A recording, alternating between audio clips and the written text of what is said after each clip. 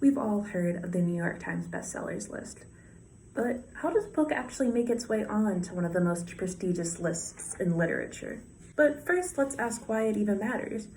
Well, according to Alan Sorsen, an economic professor at the University of Wisconsin, appearing on the list can increase a book's first-year sales by 13 to 14%, and for first-time authors, sales may increase up to 57%.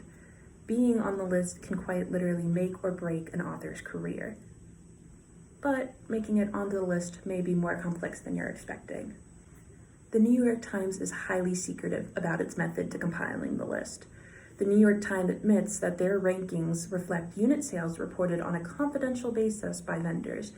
Their so-called confidential ways have brought them to court. In 1983, the well-known author of The Exorcist, William Batley, believed that after selling thousands, he should have appeared on the list, but didn't, and so he sued for $9 million.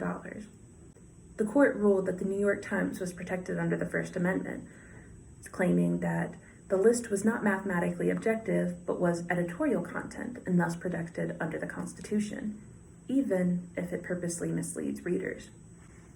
Not only do successful books never make it on the list, but unsuccessful books do. There are many ways to hack the system. Politicians and celebrities releasing memoirs are notorious for this. Despite the newspaper stomping down on it, particularly in the last decade or so, marketing teams still find several loopholes to finesse the system. Even after all the concerns over the years, the New York Times is still letting readers believe the misconception that their list is purely based on math and science. It definitely makes you think about all the books with New York Times bestseller on the cover and whether or not they're really the most popular books on the market today.